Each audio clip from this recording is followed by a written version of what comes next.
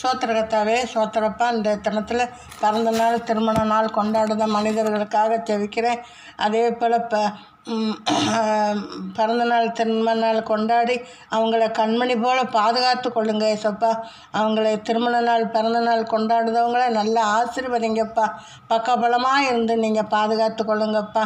அதே போல் தகப்பனை முதிய வயதில் இருக்கவங்களுக்காக ஜெபிக்கிறப்பா. தனிமையில் இருக்கவங்களுக்காக ஜெபிக்கிறப்பா. அவங்க நோயில் பாதிக்கப்பட்ட மனிதர்களுக்காக ஜெபிக்கிறப்பா.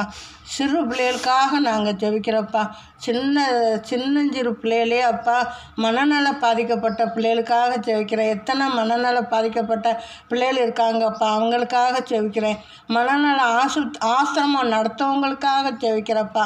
அந்த பிள்ளைகளை வச்சு பாதுகாக்கும் அந்த மனநல ஆசிரமம் நடத்த மனிதர்களுக்காக ஜெபிக்கிறப்பா.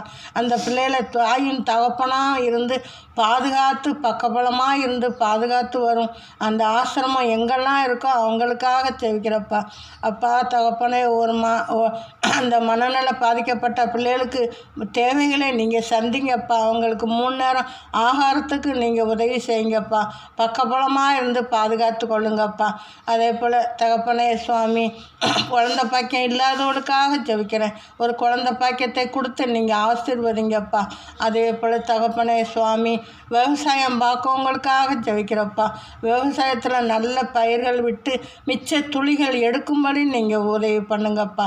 அதே போல் வேலை இல்லாமல் தவித்து கொண்டு இருக்கும் மனிதர்களுக்காக ஜெபிக்கிறேன். அவங்களுக்கு நல்ல நிரந்தரமான ஒரு வேலையை வாங்கி கொடுங்கப்பா.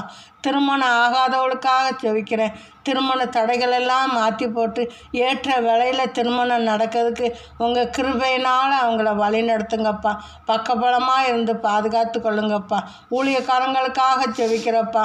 அவங்க ஊழியம் செய்யும் ஊழியத்தில் நீங்கள் பக்கபலமாக இருந்து பாதுகாத்து கொள்ளுங்கப்பா. அந்த ஜெபத்தை இதோடு முடித்து கொள்கிறேன். நன்றி.